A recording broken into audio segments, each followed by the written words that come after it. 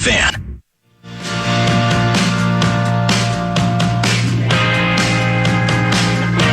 Never miss your chance to know what the latest sports news is in town. Chances to win tickets and knowing what is going on with all of your favorite KFAN shows.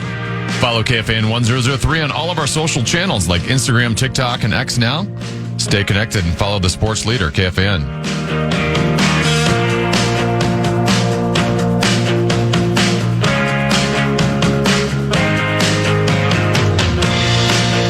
Couple 13-14 past hour number 2 as always begins with my favorite segment of the day.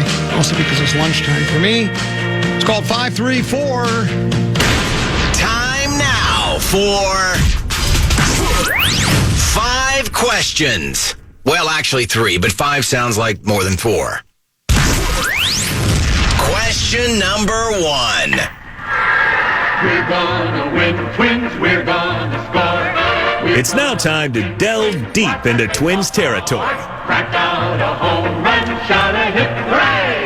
Cheer for the Minnesota Twins today. David Festa, who missed the final 2 months of the 2025 season because of a shoulder injury, will likely begin the upcoming season on the 15-day injured list because of a different shoulder injury. Festa reported discomfort in the back of his shoulder after throwing a bullpen session on February 24th. A subsequent MRI exam showed an impingement around his rotator cuff, which is unrelated to the neurological thoracic outlet syndrome from last year. That was bad. But it will require an injection, and it will shut him down from throwing for the next 2 to 3 weeks. Common, your thoughts on another Twins injury?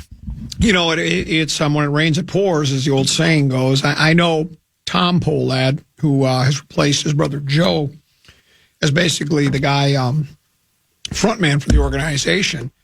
He was he couldn't believe, he was beside himself when it was predicted by the odds makers, the Twins, whether their over-under was like 73 games.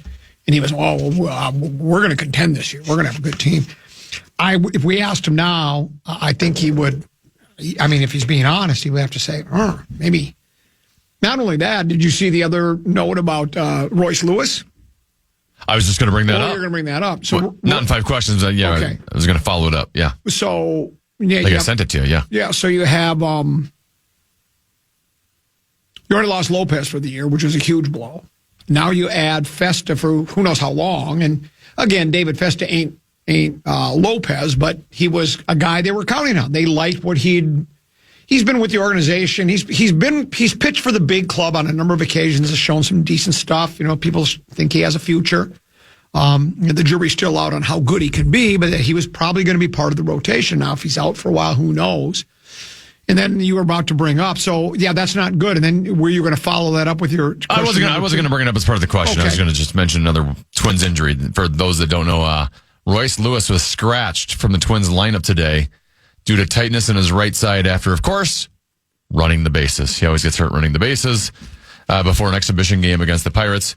According to Dan Hayes of The Athletic, the Twins decided to pull him from the lineup out of an abundance of caution. Yeah. A caution. And, you know, I would too. With his history, it's... I don't understand how he keeps getting hurt running bases. It's preseason. It goes back to your theory, and I think you're right, these guys overtrain. I think overtraining makes things... What's your theory about the overtraining? Well, they stretch these muscles and tendons as far as they can absolutely go. Correct. I think that's it. I've read train the same muscles over and over again, and so that's what it is. They all want to look like Adonis, but you see what happens. So, question number 2. All Vikings, let's win this game. You'll hear us yell for more. It's now time to take an in-depth look at the state of the skull. Should we talk more Vikings quarterback? Yes, I'd love to. Dan Orlovsky was on ESPN's Get Up earlier today. Get Up. On which quarterbacks the Vikings should target this offseason. He has Aaron Rodgers 1, Kirk Cousins 2, Kyler Murray 3. But here's his audio talking about Rodgers specifically. To J.J. McCarthy, shouldn't bring in a challenger. You bring in, but my point is, you bring in Aaron Rodgers. Yep. You're basically moving on from J.J. McCarthy. That's where Minnesota has to have the mindset. Last year, I was anti that. Last year, I was the person to say, nope, no Aaron Rodgers to Minnesota because J.J. McCarthy, it would stunt his growth, it would stunt his development. Again, I'm a supporter of J.J. If you're Minnesota, you have to be thinking of who is the best quarterback for us available right now and go get him. Kevin O'Connell is a great coach. The NFL doesn't care about what you did 2 years ago. If you have another bad year, you're going to be on that hot seat all of a sudden, and then you're in that same situation. So as much as I worry about the stunting of the growth, nope. If Aaron Rodgers wants to go to Minnesota, and if I'm Minnesota, go get Aaron Rodgers. What do you think? Your thoughts on what Orlovsky had to say? Well, I would have said to Dan last year, had I known him, I would have said, well, why don't you want to stay with Sam Darnold? Or maybe he did. I don't know. Yeah, I understand what he's saying. But what I was trying to say in that last segment, we don't know what the conversations are. If I'm O'Connell, I go to the Wolves and say, what do you want? Do you want me to do everything I can do to win now? Are we building for the future? Do we want a franchise quarterback? I don't think McCarthy's the guy. But if you want to see if he is, and if we lose games because of it, I got to make sure, because I'm going to do everything I can to win football games. What do you want to do? If the Wolves say we want to tank because we want to get Arch Manning or somebody else, then he's not worried about his job security. I don't know if those conversations actually take place. I would hope they would. You don't want a mystery where the coach is going, I wonder what the team really wants. Do they really want us to try to win as hard as we can so we can go out and get an Aaron Rodgers for one season? If that doesn't work, Rodgers is gone, and then we're still in the same boat we were before. So I don't know. To me, it's whatever the Wolves want to do. And I don't think he addressed that. During the Wolves' time here, they haven't really shown much aptitude for wanting to rebuild. They've appeared to be win nows every single year. Until I talk to him and ask him point blank, I don't know what the case is. That's all I'm saying. That's my answer to it. And again, most people probably think that's crazy, but I want to know what my boss thinks before I go any further. I would go to him and say, do you want me to keep playing McCarthy and see what we got, or do you think we should go where I'm asking you, or do you want us to go out with a win now mentality with a veteran quarterback that we're not sure if he has anything left? And if the Wolves say storied franchise, National Football League's win, then I go, that's what we're going to do. Then we're going to go there. So then if it backfires, you can go to the Wolves and say, you can fire me if you want, but I warned you. And this is where we're at. Part of the Wolves' thinking might, though, be dependent on what KOC thinks of J.J. McCarthy. Well, that's true, right? So I don't know. To me, there's a lot of unanswered questions because I don't know how those conversations go inside the walls of the new Winter Park. I can't really. But yeah, I mean, if you're talking about I'm trying to win right now, this very moment, I think going out and getting a Rodgers is probably a pretty good idea. Yeah, I do. Question number 3. It's time now for multiple choice. Common, where will the Wild finish in the Central Division standings? First, second, third, or worse? I think first. I think they're going to. I know that they're down, half a dozen points or more. What is it right now? Half a dozen points? Well, it's now 7 because the Colorado Avalanche played last night. Okay. They beat the Utah Mammoth. Dallas Stars won last night as well. So. Okay. Wild currently in third place, 7 points behind Colorado, who they get tonight. And they have a couple games in hand. This is Colorado. The Colorado's 2 games in hand, and the Wild are 1 point behind the Dallas Stars. I'm going to be Ducky and Buddy. I'm going to try to go stand tall with the Jolly Green Giant. I think we're going to win the division. I think this is the year. Well, why not? I mean, 7 points isn't that much. How many games do we have left? What is it, like 24-ish? Yeah. Is that where we're at? Just because Colorado's game in hand, they could lose games. I mean, I know the odds makers in Vegas wouldn't give us a chance, would probably not have us as the odds-on favorite. So the Wild have 24 games left. They're 7 points back with Colorado having 2 games in hand. So that's a pretty monumental jump to make, especially given how good Colorado is. Basically, if the Wild want to win the division, they got to win tonight in regulation, and then they play them coming up here soon again. You got to beat Colorado head-to-head in regulation. That's how you got to get it done. Do you believe in miracles? I know you believe in miracles. Well, if you believe in back-to-backs and how tiring they are, Colorado played last night. The Wild get them tonight at 8 o'clock. You can hear it right here on the Fan. Well, I know you believe in miracles because you're a big 1980s United States hockey teams guy. So I think we can. I'm gonna Ducky and Bunny it. I think we overtake Colorado and win the division. I think we're gonna go second. Okay. And don't think we're gonna go worse. Don't think they're going to catch Colorado, but they are going to take down the Dallas Stars, and we'll have home ice advantage in the first round playoff series against Dallas. Sweet. And that's it for today's edition of 5 questions. Well, actually 3 questions, but 5 sounds like more than 4.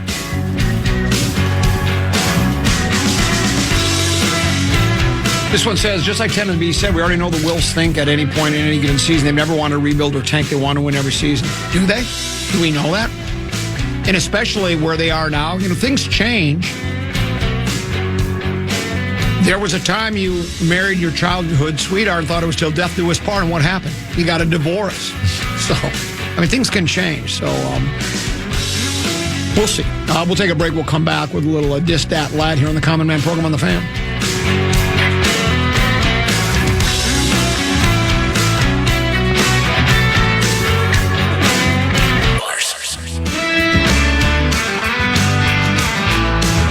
Looking to score tickets to the biggest games and concerts in town?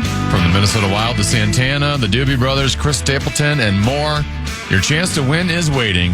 Enter now at KFAN.com. Keyword contest. And if you can't win tickets, you can buy them. There's a lot of runway left on those concert tickets.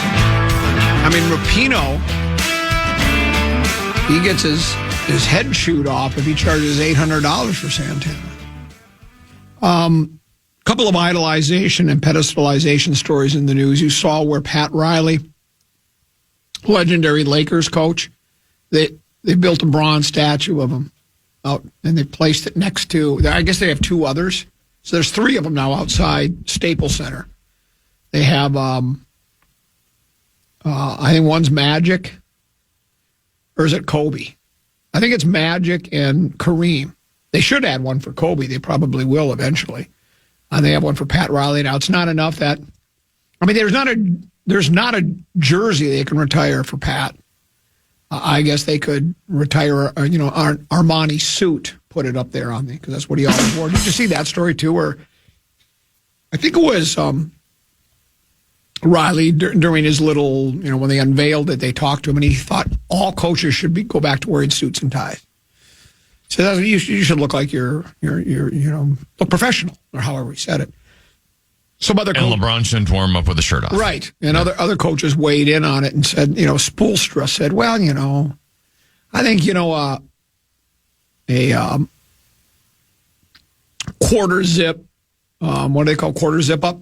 A long sleeve quarter zip is good enough. Let's see, you stand apart from the players. And I think they did it.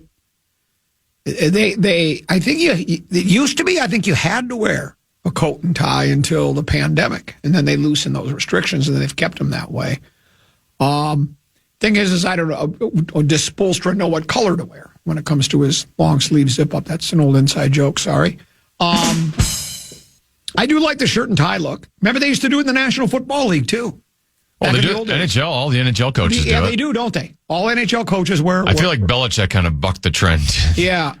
in terms of trying to dress up. Tommy Landry, Hank Stram, a lot of the other guys. I don't think Bud Grant ever did. Bud just wasn't. I think he wore I think he just wore either hunter orange or camouflage is what he wore when he was on the side. My favorite is in baseball when the managers wear the actual same uniform as all the players. Yeah, it's the only one they do. They don't do it in any other sport that I'm aware of. Then the other idolization and pedestalization was just announced. This came out yesterday. The Yankees will retire CC Sabathia's number 52. They'll do that on September 26th, and they're going to dedicate a plaque in honor of the Hall of Famer at Monument Park. So I talked about there's all sorts of ways you can idolize and pedestalize. Retire the number, ring of honor, and a statue. And I forgot you can do a plaque. I've actually been to Yankee Stadium once. I was back in 1989, that long ago. The Twins were playing. Frankie V was on the mound. It was a miserable day. It was raining. Sweet music? Yeah, it was raining steady the entire game. We only stayed for 4 or 5 innings because it's I just don't feel like sitting out in the rain. They kept playing the game. They didn't call it off. And so I went to Monument Park and looked at a couple of the monuments, and it was all cool and all that if you're into that kind of a thing. But what I'm thinking with Sabathia, bigger guy, right? Number 52. What if he had number 6? He would look so much leaner, so much faster. He would have a whole different aura about him had he had a single-digit number. The only thing is in with the Yankees, all the single-digit numbers are gone. Did you know that? I don't think there's a current player that can wear, because I think Babe Ruth, he looked a lot. Imagine how fat Babe Ruth would have looked like if he wore number 33. But he was number 3, so he looked thinner. But Ruth was 3, Gehrig is 4, DiMaggio, you say DiMaggio, he was 5. Mantle was 7. Yogi Berra was 8. Who was 6? Number 9 was Maris, I think. And then I think Berra was 1, I think. And then somebody else who was 2. Was that Jeter? Jeter wore 2. And that's probably retired. You can't have a single-digit number with the Yankees anymore. You just can't. You got to double it up. Do you think on the football field, even within the single digits, you can have numbers that look fast? Like the number 1, does it look faster than the number 0? I think it does. Yeah. I think number 1 looks faster. Number 1 looks like number 1 with a bullet is what it looks like. It looks really fast. So, but yeah, more idolization and pedestalization. Then I caught this story, Tenneby. And I just grabbed the quote from it. Art Moreno, he's the owner of the Angels. This is what he told the Orange County Register. The number one thing fans want is affordability. They want affordability. They want safety, and they want a good experience when they come to the ballpark. Believe it or not, winning is not in their top 5. Of course, he says that because he's got the worst team in baseball, right? That sounds like a Twins commentary, well, yeah, too. I mean, it's, and so then... There probably is some truth to that. Well, there are a lot of people that just like going to the ballpark. Well, yeah, you've heard me do that spiel a million times, where, you do have the family of 4 that they're just there as a day out. The kids don't really care. They're just there to be popcorn, Cracker Jack, and all that.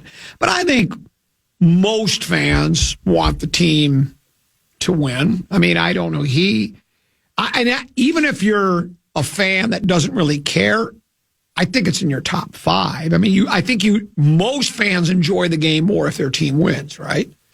But so I don't say it's completely preposterous, but still, that's just a way of deflecting from your lack of success. But here's what Major League Baseball Players Association boss, they have a new guy now. His name is Bruce Meyer. Bruce Meyer. Here's what he told The Athletic about the comment. Let's just say players took notice of it, and we took notice of it too. Bottom line is players are competitors. They grew up competing every day.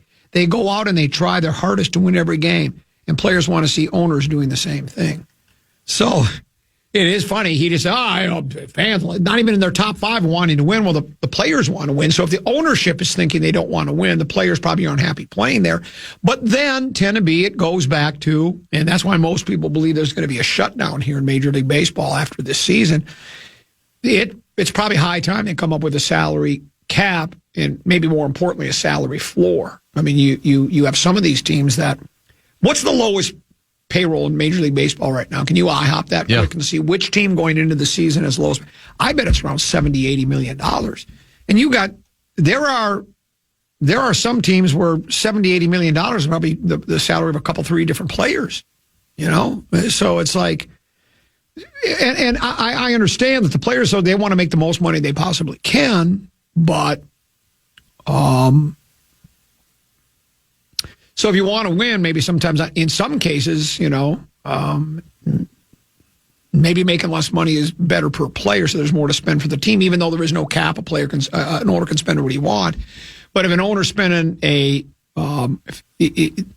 they have to spend a lot on just individual players, then you can't have as many good individual players. Miami is last at $73 million. $73 million.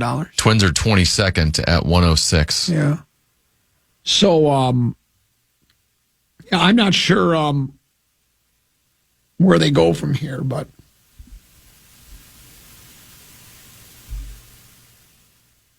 that's the call. Then I saw one other football note before we go to break, and I got something that you're going to be excited about, I think. For the other side of the break, I'll tease that. But at the Combine, New England Patriots coach Mike Vrabel called on the NFL to increase staffing at its replay command center to ensure reviews from all games are treated equally.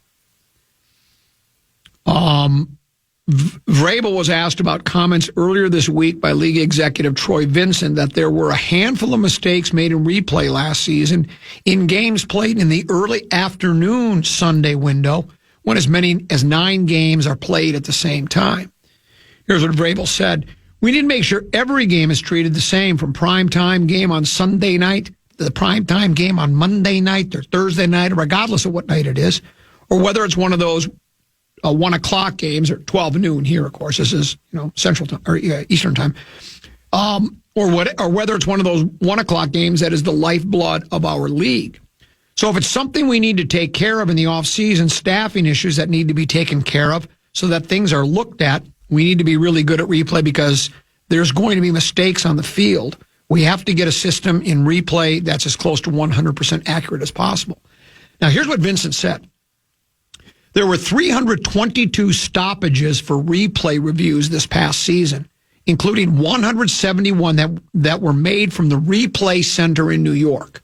So through all the games they played, every team playing 17 games, 322 stoppages for replay reviews, 171 that the decision was made from the replay center in New York. He said 5 of those plays were mishandled, with the majority coming in the 1 o'clock window when there are more games being played simultaneously. Vincent said there were 5 after we kind of took a step back and breathed, 4 of them in the 1 o'clock window, just volume. And you go, if we had to do that one again, we're just looking at. One was kind of a critical one. It was during that Baltimore-Pittsburgh game, where replay review overturned a ruling on the field of an interception thrown by Pittsburgh's Aaron Rodgers. The decision cost Baltimore 46 yards in field position. They eventually lost the game. They need an increase in staffing at the replay command center, and they need more cameras. Here's the problem. The National Football League has a finite amount of money. And so how are they going to hire more? How can they afford that? Well, they can't. They can't afford to hire more people for the Sunday 1 o'clock window. They certainly can't afford more cameras on the field for broadcasts, just because those games aren't as important. They're not the game of the week. So I think they've got a lot of they got to take a long, hard look at themselves and what do you think they got to do and find. I can't even believe this hasn't been done previously. I just assume they all have they had the exact same resources for every game for replay. They don't have the money. So I think what we ought to do is start a GoFundMe for the National Football League to make sure the games are refereed and decisions are made on replay fair and square. Tennessee, you've always despised the squeak of tennis shoes on a basketball court. There may be a scientific solution that they're looking at to correct it. We'll take a look at that next year on the Common Man program on the Fan.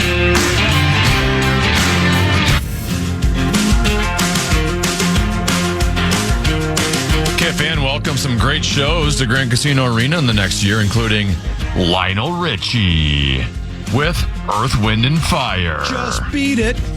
Just beat it. On June 24th. Tickets are on sale now. Get the complete details on all our upcoming shows on the concert page at KFAN.com. Keyword calendar. A couple of 13-14 pastime common. He is Tennessee. The legendary one, Mark Rosen, waiting in the wings. He'll join us just before 2 o'clock here on the Fan after our next break. He'll be at that concert. He loves Earth, Wind, and Fire. He's a big Earth, Wind, and Fire guy, though he won't be able to name one Earth, Wind, and Fire song. Dateline New York, Associated Press story, says as he watched the Boston Celtics play from the stands at TD Garden, one noise kept catching Adele Dejaloui's ear. I don't know how to pronounce his name. Here's what he said. This squeaking sound when players are sliding on the floor is omnipresent. It's always there, right? Story goes on to read, squeaky shoes are part of the symphony of a basketball game. Even when it's played correctly, basketball is like what, Tennessee? It's like a symphony. Squeaky shoes are part of the symphony of a basketball game when rubber soles rasp against the hardwood floors as players jab, step, cut, and pivot, and defenders move their feet to stay in front of their assignment. Returning home from the game, Adele wondered how that sound was produced. I could have told him it's rubber squeaking on a hardwood floor, but apparently that was too much for him to grasp. And as a materials scientist at Harvard University, he had to find out why. So they did this experiment, Tennessee, where they slid a sneaker against a smooth glass plate over and over. They recorded the squeaks with a microphone and filmed the whole thing with a high-speed camera to see what was happening under the shoe. Do you think Harvard could spend their money on studies that were maybe more productive for human beings? But anyway, in a study published Wednesday in the journal Nature, they described what they found. As the shoe works hard to keep its grip, tiny sections of the sole change shape as they momentarily lose, then regain contact with the floor thousands of times per second at a frequency that matches the pitch of the loud squeak we hear. This dude says that squeaking is basically your shoe rippling or creating wrinkles that travel super fast. They repeat at high frequency, and this is why you get that squeaky noise. They say the grip patterns on the soles may also play a role. When researchers slid blocks of flat, featureless rubber against the glass, they saw a series of chaotic, disorganized ripples, but didn't hear any squeaks. The ridge-like designs on the bottom of your shoes may organize the burst to produce a clear, high-pitched sound. Then other researchers did other studies. The kinds of bursts, they've done other studies about this, but this sneaker study examined the friction happening at much faster speeds. So it says friction is one of the oldest and most intricate problems in physics, blah, blah, blah. Understanding friction could better help scientists understand how the Earth's tectonic plates slide and grind during earthquakes. So now they're comparing shoes on hardwood to tectonic plates in earthquakes. But here's what he came up with. It could also eliminate moments of the court when squeaky shoes can be a little awkward or embarrassing. The research doesn't offer a fix, though the internet has plenty of advice that may be risky, including rubbing soap or a dryer sheet on the soles. But some of the insights from the study could help to design squeak-free shoes in the future. Oh my gosh. One additional experiment found that changing the thickness of the rubber could make the squeak sound lower or higher in pitch in the future. Could we fine-tune our shoes to squeak in a pitch so high that we can't even hear it? Sort of like a dog whistle, right? You would welcome that advancement, right? I mean, I've told you the squeaky shoes is the worst sound in all of sports. This would be unbelievable. I think it's hard to hear. It's hard to listen to. I think it's when somebody comes to a stop on the ice and you hear that. Oh, that's a great sound. Here's what some scientific guy said.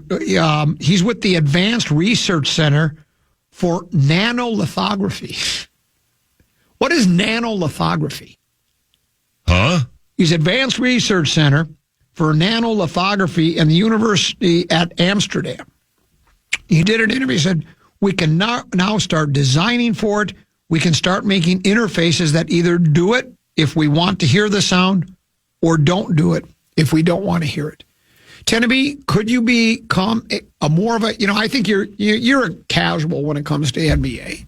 Could you become more of a basketball fan if they eliminated the squeak? Do you think that could draw you closer to the game of basketball? Well, the thing in the NBA is they constantly have like music going on, so you don't even really hear this squeaking as much.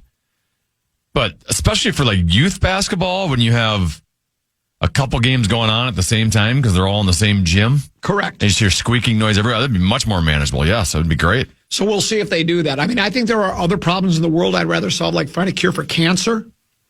For me, I would like somebody to fix, I pronounce it tinnitus. I don't know if that's exactly the way. That's that ringing in your ears you hear all the time. People hear it from noon to 3. Because I'd like to get rid of that. I'd rather they spend the money there than on the squeaky shoes, but that is neither here nor there. Now, here's a story. Are you familiar with the UFL? United Football League? We've had so many different football leagues now, it's hard to keep track of them all, but I believe it's the latest off-season. That's the latest one. So now, this headline from a story I stumbled across, 4-point field goal is here. UFL trying to shake up football with several bold new rules for the 2026 season. The United Football League has implemented several new rule changes for the 2026 season, and those changes should definitely add some serious excitement to the game. If you think UFL football is exciting to begin with, I don't need football 12 months out of the year. I don't know about you. 6 is plenty for me. Start the regular season in September, big game first weekend in February, and then you have so many offs. I don't mind the NFL's in the news all the time anyway, though, even when the games aren't being played. I don't need a hockey league during the summer. I don't need a basketball league I don't need 3-on-3 basketball. For me, I don't. I don't need baseball in the winter. Plus, it's hard to pick up a ground ball when it's just picking up snow as it bounces through the infield. The biggest change being made is the fact that a 4-point field goal will now be possible, But the only way to get 4 points is if your kicker drills a field goal from 60 yards or longer. Although the NFL saw 12 field goals of 60 yards or longer in 2025, there were 0 kicks from that distance in the UFL. So this rule wouldn't have been used last season, but with the kick now worth 4 points, more teams might think about attempting a field goal from long range. I don't like it. I don't either. I don't like the rule change. Because really, what bring it to the NFL. You're almost rewarding a team for not doing as well in the field position game. Correct. And then now teams are going to start. Are they going to intentionally, like, if they're on 4th down, like intentionally take a false start penalty or delay game penalty to move back into the 4-point range? Exactly. Here would be my solution. And I know you'd have to have the technology to do this, and the NFL maybe would struggle this because they have a finite budget. Instead of rewarding more points for going further back, you should have field goal posts that can narrow, maybe like some mechanical field goal posts. I would rather do that. So you have less of a target to hit it between, but you can get more points on it. A more accurate kick. Yeah. Now that's what I'm talking about. Yeah. Or if you call, you know how you call your shot, bank it off the board, and then when you're doing, horse when you're doing horse. How about if the kicker says, I'm going to kick it off the left upright and through, and then you give him 5 points for that if he can do it. If he can call his kick. I think that's a good idea. And here's what this guy, he writes for CBS Sports. He says, hopefully the NFL takes note of the 4-point rule because the league should give some serious thought about implementing it. No, they shouldn't. I'm with you. I don't want to see a 4-point field goal. I don't. That's part of the reason why the tutty with the extra point, you not only score through the air or on the ground, but then you get that extra with the kick, and 2 field goals aren't as good because that's only 6 points. You defeat the purpose of making a tutty worth more. You could just get two 60-yard field goals as 8 points. That's more than a tutty with an extra point. It doesn't make any sense, so I'm with you there. I'd like to expand on my idea. Okay. What if you had 3 field goal posts? 1 in the standard middle spot that's worth 3 points, and then you put 2 that are narrower out towards the corners of the end zone. So going up to it, the opposing team doesn't know which one you're going to kick at. And so they have to align, trying to predict which one you're going to try to kick at and try to align properly. You can surprise them. Hey, I'm going to go for the 4-point field goal that's in the left corner of the end zone. Or you could go Blair Walsh on it and you're trying for the middle one, but it missed so poorly. It goes to the left one and then you still get the 4 points. Blair Walsh is a great kicker. He got booted out of here way too quickly. It wasn't his fault. How about this? 2 things. First of all, do you have to call which one you're going through? So whichever one. Surprise, yeah. Okay. Because I've had this idea for a men's club or women's club, or senior club for golf courses. You know, they always do the they might do a big cup, right? Where they cut a big cup and such like that. What I would do is you put 3 pins in not every time. This would just be one Saturday event for Saturday morning men's club. You put 4 pins in, one in the front, one in the back, one in the middle, spread out a little bit. And you don't have to call it. You just hit it onto the green, whichever one you're closest to. Decide which one you want to go to based off the putt, Yeah. So that would give the players that maybe aren't quite as good from the fairway to the green, but are good putters like me, a little bit better chance because let's say you were trying to go to the middle one, and all of a sudden you pull it left and hit it 30, 40 feet past the pin, but now you're 4 feet from a pin that's back left. Well, I kind of like having to make the decision between what hole to go to. Yeah, exactly. Right? Like, I got a 12-foot downhill putt here, left to right. There you go. But over here, I've got an 18-foot putt that's a little uphill, a little bit more straighter. Do I go for the longer, straighter putt, or do I try to hit the speedy one with more curve, right? I like the little bit of strategy to it. Here's another rule they're going to do. And then with me, my putts are so bad that I can miss the first putt so bad that I can go for the other hole on my next shot. Yeah, and you can just fist pump if you make it. And so here's another notable change, Tenneby. No punting inside the 50-yard line. The league added another rule with a special teams twist. No punts will be allowed from inside the 50-yard line. So once a team crosses midfield, they're not allowed to punt. If a team crosses midfield and gets penalized or loses yardage that pushes them back into their own territory, they're still not allowed to punt. Teams will be allowed to punt inside the 50 after the 2-minute warning of either half, but that will be the only situation where it's permitted. So they're forced to go for it on 4th. I mean, I feel like a lot of teams mostly go for it inside the 50. And there's not a lot of punts inside the 50 anymore these days. But I don't think you should be forced to do. I think it, like you say, it just happens organically, naturally. Because if you're depending upon a situation of a game, if it's a field position game and it's late and you're going, you know what? I just want to pin them back. I don't want to try to kick a field goal here. We've already got the lead. I just want to pin them back. So I think strategy would dictate you might want to punt inside the 50. I don't think you should be forced to. They're banning the tush push, which you would be all for. Yeah. Here's another one. Receivers only need 1 foot in bounds, which is what they do in college. Do you like the 1 foot? I like the 2 foot. Do you? I like having to tap both toes. I could go either way on that. Yeah. I'm with you. I kind of think it's obviously more difficult to get both feet in than it is one. But I always thought to myself, well, why does it have to be 2? As long as you touch in bounds, it should be in bounds. So I would be willing to consider that one. That one wouldn't bother me. Here's another one. 3-point conversion is possible. Okay? From where? After a team scores a tutty, they'll have 3 options. They can kick an extra point, 33-yard attempt. They can attempt a 2-pointer from the 2-yard line, or they can go for 3. The ball will be placed on the 8-yard line.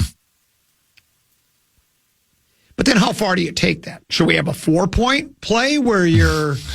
A 4-point conversion? Yeah. I don't know if I like the 3-point conversion. I guess it would keep the team that's trailing in the game more in it more, yes. Right? You got, you're down 27 points, well, you're still that's still a 3-score game, so you still have a shot.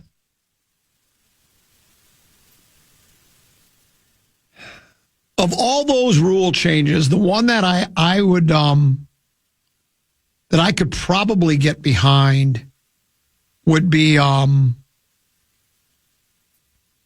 I don't really like the field goal. I don't want. I don't like it either. I don't want to have a 4-point field goal. I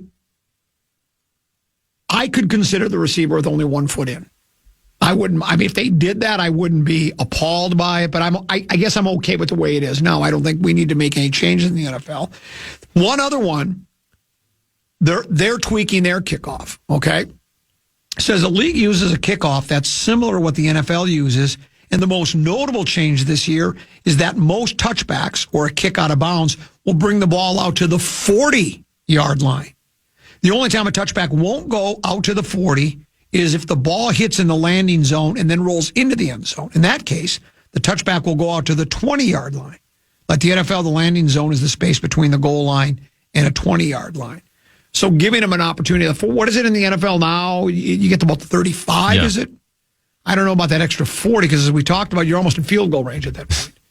And I don't know if you want to... Was it the UFL that experimented with this first and the NFL followed up on it? They may have. I don't recall if that's how it went. I still would like the UFL then to try, because I want to see it in the NFL, but at least if we can have it experimented in the UFL first. The option, instead of doing an onside kick to keep the ball, then you just get like a 4th and 10 or a 4th and 15 from where you would kick off from. Like a one play. Yeah. Yeah, I know you've been behind that one. And I was adamantly against it. But I guess I could, I don't know, I'm warming to it a little bit. I just don't like, what were some of the other, what other sport were we talking about where there would be some changes in the rules that I was just like, how many rules can you change before you just say, what was the other rule? We just talked about this a week or two ago. What the hell was the topic? I'll probably think of it by the time we go to break and then maybe bring it up on the other side. But sometimes I think we just make too many new rules. Oh, the hockey, where you do, instead of overtime for 20 minutes, now we do 3-on-3, and then there's shootout. And, there are changes that they make that I sometimes think just go a little bit too far. Or you get the free base runner on second base when you go to extra innings.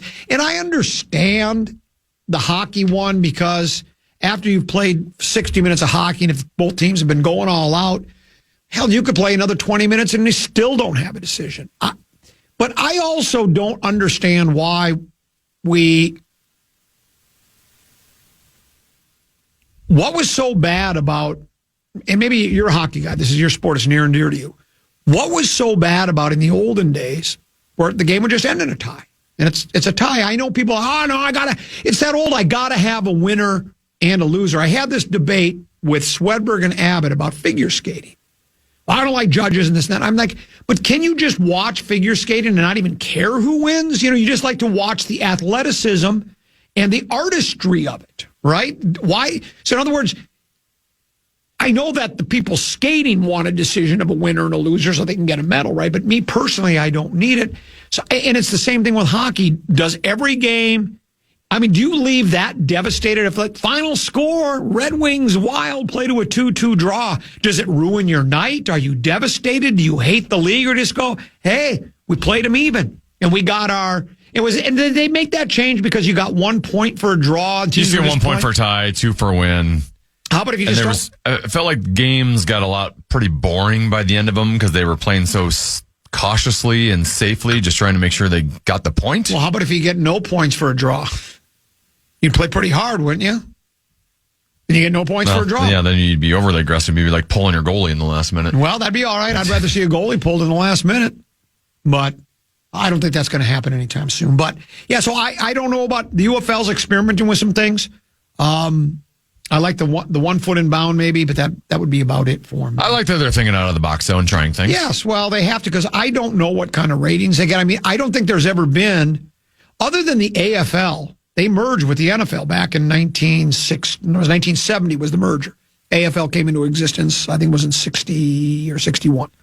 Other than that, we had the USFL.